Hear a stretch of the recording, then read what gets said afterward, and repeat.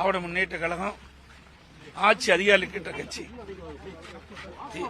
அதிமுக எதிர்கட்சியாக இருக்கின்றது. பிரதான எதிர்கட்சி ஆளுங்கட்சி செய்கின்ற தவறை சரியான முறையிலே சட்டமன்றத்திலையும் எடுத்து வைக்கிறோம், வெளியிலையும் எடுத்து வைக்கிறோம். ஆனால் இந்த ஆட்சியில் மக்களுக்கு எந்த நன்மை கிடைக்கல, எவ்வளோ பிரச்சனை.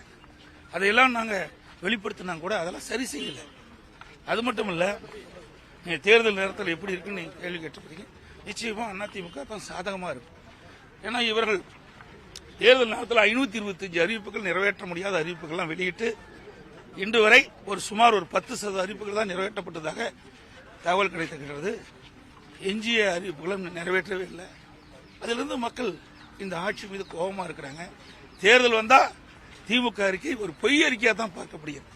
அதனால இந்த தேர்தலில் திமுகவுக்கு வீழ்ச்சி கிடைக்கும், அதிமுகவுக்கு வெற்றி கிடைக்கும்.